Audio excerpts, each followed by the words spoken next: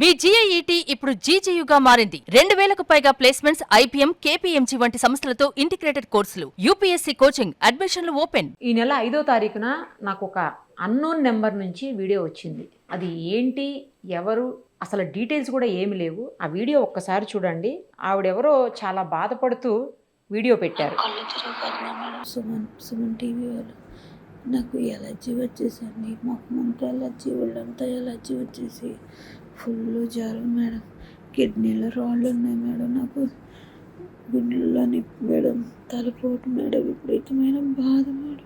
Please madam, మీకు దండం పెడతాను మేడం, నన్ను బయట ఫోన్ మాట్లాడితే కుదరదు మేడం, మీకు దండం పెడతాను మేడం, నన్ను ఇరిపించండి మేడం, మీకు ఫోన్ ఉంటుంది మేడం, మీ కాల్ పట్టుకుంటానండి, నా ఒళ్ళంతా ఇగోండి ఎలర్జీ, శుభ్రంగా ఎలర్జీ అండి మేడం, చాలా బాగాలేదేమో నాకు, ఇవన్నీ మచ్చలు ఇవన్నీ కొంచెం హెల్ప్ చేయండి madam, please madam, please madam. ఈ చేతులు అస్సలు పని చేస్తలేదండి, ఎందులోని చెయ్యట్లేదండి, మాకు సాయం చేసి వాళ్ళు కూడా ఉండలేరండి, ఇంటికాడ ఎవరు లేరండి, నాకు బాబు కాడ పుణ్యం ఉంటుందండి, నన్ను కొంచెం విడిపించండి బాబు, నన్ను విడిపించండి,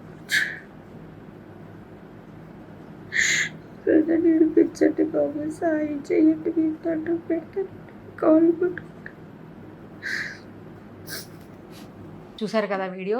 ఆమె ఎవరు, ఏంటి, ఎక్కడ ప్రాబ్లం ఫేస్ చేస్తుంది, ఏమీ డీటెయిల్స్ లేవు. ఆమెను ఎక్కడుంది ఏంటి అని ట్రేస్ చేయడానికే ఇన్ని డేస్ పట్టింది. సో ఇప్పుడు తెలిసింది ఆవిడ మస్కట్లో ఉందంట. పేరు వచ్చేసి దుర్గాభవాని. రాజమండ్రి దగ్గర కడియం ఉంటుంది కదా, ఆ కడియం దగ్గరలో మురమడ్ల సంథింగ్ ఏదో విలేజ్ ఉంది. సో ఆవిడ ఎక్కడ, ఎవరి ద్వారా వెళ్ళింది, ఏజెంట్లు, ఆ డీటెయిల్స్ అన్నీ కూడా తీసుకున్నాం. ఇప్పుడు ఆమెను ఎలా తీసుకురావాలి ఏంటి అనేది ఇప్పుడు చూడాలి. నాగరాజ్ గారు అని చెప్పేసి మనకి తెలుసు. ఆయన గతంలో కూడా కొంతమంది విషయంలో హెల్ప్ చేసి ఉన్నారు. ఇలాగా సౌదీ అరేబియాలో లేకపోతే మస్కట్లో ఇలా అరబ్ కంట్రీస్లో ఉన్న కొంతమందిని తీసుకురావడంలో ఆయన హెల్ప్ చేశారు. ఇంకా రాజశేఖర్ గారు అని చెప్పేసి ఈ వింగ్ మొత్తం చూస్తుంటారనమాట. అంటే ఇలా ఇష్యూస్ అయిన వాళ్ళందరినీ కూడా తీసుకొచ్చేదానికి ఆయన గవర్నమెంట్ నుంచి అపాయింట్ చేయబడి ఉన్నారు, ఏపీ గవర్నమెంట్ నుంచి ఉన్నారు ఆయన. సో వీళ్ళతో మాట్లాడి ఎలా అయినా కోఆర్డినేట్ చేసి ఆమె తీసుకొచ్చేదానికి ప్రయత్నం చేద్దాము. ఒక్కసారి ఆమె జస్ట్ అనుకోకుండా ఇప్పుడు లైవ్ కాల్ కూడా మాట్లాడింది మనతోటి. ఆ కాల్ కూడా నేను మీకు రికార్డ్ చేసి పెట్టాము, అది కూడా కలిపి వేస్తాము. ఒకసారి మీకు అర్థమవుతుంది ఏంటి అనేది. అసలు ఎక్కడున్నారు మీరు, ఏ ఊరు నుంచి వెళ్ళారు, ఎవరు తీసుకెళ్లారు, అన్ని వివరాలు చెప్పండి ఒకసారి. మాది రాజమండ్రి అండి, కడిమండలో మురమండ గ్రామం అండి. కాకినాడ సలీం అతని పేరు, కాకినాడలో ఉంటాడు అమ్మా. అతనండి అమ్మా, అతను చెప్తే నేను వచ్చానండి. ఎక్కడికి తీసుకెళ్లారు, ఇప్పుడు ఎక్కడున్నారు అసలు మీరు? వచ్చాక 2 సంవత్సరాలు అవుతుందని నేను వచ్చి నాకు పని దొరకలేదండి, పని చూపించలేదండి, రూమ్ లో పెట్టి బంద్ ఇచ్చారండి మొన్న ఆఫీస్ వాళ్ళు. 3 నెలలు నాకు తిండి పెట్టలేదండి, నాన్న ట్రైనింగ్ పెట్టారండి ఆఫీస్ వాళ్ళు. అయ్యో. తర్వాత ఇంట్లో పంపారండి. ఈ ఇంట్లోనే వచ్చేమో నేను సంవత్సరం అవుతుందంటే ఇప్పుడేమో ఎంత అవసరం పోలేదు, ఆరోగ్యం లేదండి, నాకు కొట్టి తిట్టి పని చేయించుకుంటున్నారండి. నేను నాకు చాలా మంది బాధలు పడ్డాయి, ఫ్యాన్ కూరేసుకున్న వాళ్ళు కూడా ఉన్నారండి ఆఫీస్ కొని. చాలా చిత్రహింసలు పడతారండి ఆఫీస్ వాళ్ళు, మంచోళ్ళు కాదండి, వాళ్ళు అసలు మంచోళ్ళు కాదండి. 2 ఆఫీసులు ఉన్నాయండి. ఒక ఆఫీస్ పేరు పాఠం, ఒక ఆఫీస్ ఏమో తమిళ అతనైతే అన్నం అండి గరితో స్పూన్ తో పెడతాడండి, గదిలో పెట్టి వాళ్ళు పనులు. నీళ్ళు లాంటి పోరండి. 3 నెలలు ఉండిపోయానండి మేడం నేను ఆఫీస్ లో. అందుకే నాకు ఎలర్జీ వచ్చేసిందండి, తానని సొప్పు ఉంటుంది, ఏముంటుందండి, కింద నేల మీద పడుకోవాలి మేడం. తన చిత్రహింసలు పెట్టారండి, ఇక్కడ కూడా మేడం కూడా మంచిది కాదండి, చిత్రహింసలు పెట్టి పని చేయించుకుంటుంది మేడం. నన్ను ఇడిపించండి మేడం, కాల్ పట్టుకుంటున్నాను, అసలు ఎవరు పట్టించుకోవట్లేదు మేడం, తీసుకెళ్తున్నాడు, పని వాళ్ళకి తెచ్చుకుంటున్నాను మేడం. నాకు చేతుల్లోంచి రక్తాలు వచ్చేస్తున్నాయి, సేవి రక్తాలు వచ్చేస్తున్నాయి.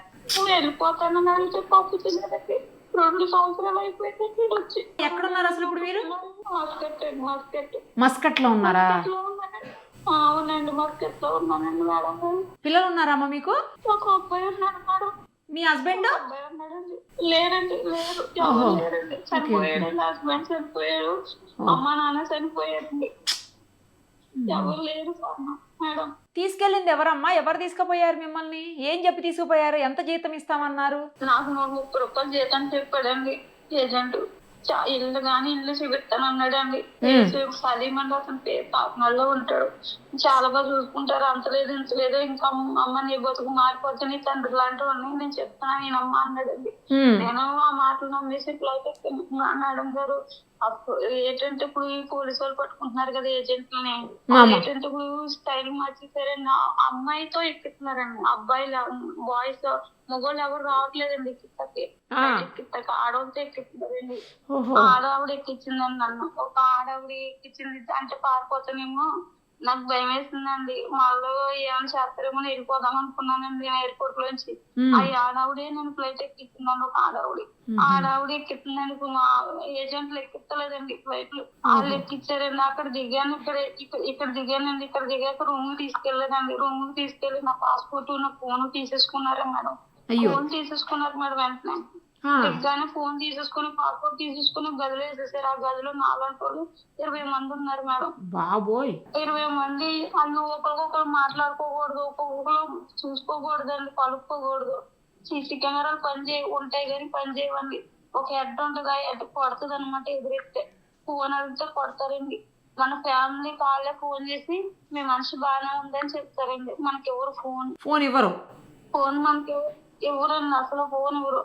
అగ్రిమెంట్ గురించి ఇంటికాడ చెప్పరండి మనకి, అక్కడ ఏం చెప్పరు. ఇచ్చారమ్మా జీతం ఇచ్చారా పోనీ కనీసం మీకు? 3 నెలలు జీతం లేదండి. 3 నెలలు జీతం లేదు. కూర్చుని ప్రతి ఇంట్లో చేయించుకోవడం, పని చేయించుకోవడం, నేను మళ్ళీ ఆఫీస్ లో తీసుకొచ్చి వదిలేదు. ఆ డబ్బులు ఆఫీస్ లో తీసేసుకోవడం. అయ్యో చాలా అంటే చాలా భయంకరమైన రోజులు చూసానండి నేను. బాత్రూమ్ లో నీళ్లు తాగానండి మేడం గారు. నేను బాత్రూమ్ లో నీళ్లు తాగి నేల మీద పడుకున్నాను. అన్నం వండితే చూడండి ఆ గెంజి 20 మంది తాగి పడుకునేసుకున్నామండి. కొలత బియ్యం అన్నం స్పూన్ తో అన్నం అండి మనుషులకి. కూర ఉండదు. కొడతారు మేడం గారు ఆఫీసులో, బాగా కొడతారు మేడం గారు. తాళాలు వేసేస్తారు, పారిపోనివ్వరు, కిటికీ కడుపు కూడా రానివ్వరు మేడం గారు ఆఫీసులో. ప్రతి ఆఫీస్ ఏమో కానీ ఈ ఆఫీస్ మరి దారుణం అండి, అంత దారుణంగా చేసేసారండి. అలాగే ఇక్కడ వచ్చి మేడం గారు ఏమో పడుతుంది, తిడుతుంది, భయపెట్టి పని చేయించుకుంటుందండి. నాకు ఆరోగ్యం లేదు, వాళ్ళంతా దురదవు, వాళ్ళంతా మాట్లాడి రక్తాలు వచ్చేస్తున్నాయి నాకు. నన్ను పట్టించుకోవట్లేదు. తీసుకెళ్తామని ఎంబీఎస్ లో చెప్పారండి, వాళ్ళు పట్టించుకోవట్లేదు. అదే చెప్పారు. భయం వేస్తుంది మేడం గారు, నన్ను కాపాడండి మేడం గారు. వాళ్ళంతా గచ్చిలా వచ్చేసిందండి నాకు. అమ్మ ఏడవకండి. చాలా భయం. ఏడుస్తప్పుడు ఓపుకలేదండి. 2 సంవత్సరాల నుంచి ఏడుస్తున్నానండి. 2 సంవత్సరాల నుంచి ఏడుస్తున్నాను మేడం గారు. నేను ఒక్కరోజు కాదండి. వచ్చి వెంటనే మీరే రక్షించాలి మేడం గారు. నేను మాట్లాడతానమ్మా, నేను మాట్లాడి ఏదో ఒకటి చేస్తానమ్మా. మిమ్మల్ని తీసుకొచ్చేటువంటి ప్రయత్నం ఖచ్చితంగా చేస్తాము సుమన్ టీవీ నుంచి. మీరు పదే వీడియోలు పెడుతున్నారు, మాకు చూస్తున్నాను నేను కొద్ది రోజులుగా. కాకపోతే మీరు ఎక్కడున్నారో కూడా తెలియనటువంటి పరిస్థితి ఉంది. మీరు పంపించిన వీడియోల్లో అసలు ఎక్కడ ఏది డీటెయిల్స్ లేవు. మీరు బాధపడుతున్నారు, కాపాడమనే ఉంది కానీ ఎక్కడ ఏంటి అనేది తెలియదు. మీకు ఫోన్కి చేస్తేనేమో మీ ఫోన్ కలవట్లేదు అసలు. నాకు రాదండి, ఎందుకంటే అలా ఆన్ చేస్తే నా ఫోన్ ఆన్ అవుద్ది, అలా పెడితే ఆపేస్తాను. ఓహో ఓకే. నాకు లేదు సిస్టమ్ ఉంటుంది కదండి, నాది లొకేషన్ చూపించదు, ఏం చూపించదు. ఎందుకంటే రిమోట్ ఆ చేతిలో ఉంటుందండి, అన్ని ఆ చేతిలోనే ఉంటాయి. ఇలా టైం వచ్చినప్పుడు సీక్రెట్ గా ఫోన్ చేసి చెప్పాలన్నమాట. ఇప్పుడు నన్ను నెట్ ఆపేస్తారండి, ఇప్పుడు ఆపేస్తారు. ఇప్పుడు అనుకోకుండా నేను ఆఫీస్ లో ఉన్నా, అదే టైంలో మీరు ఫోన్ చేశారు నాకు. దేవుడు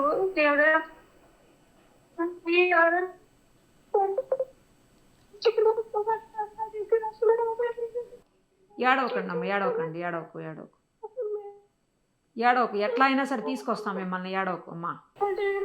తీసుకున్నాడు ప్రాణం ఉంటే ఎక్కడైనా బతుకుతానండి. ప్రాణం ఇప్పటి మేడం కాపాడండి మేడం. ఖచ్చితంగా కాపాడతాం. ఏడవకండి, మిమ్మల్ని ఎట్లయినా తీసుకొస్తాం. అందువల్ల ఉల్లిపాయ ఒక ముక్క అంటే మేడం గారు రొట్టె ఉంటుంది చూడండి, రొట్టె ఉంచుకుంటాం చూడండి, ఆ రొట్టె 2 కవి మనకి ఇంటికాడ జ్వరం వస్తే ఇస్తారు కదా రొట్టె. అవునమ్మా అవును, బ్రెడ్.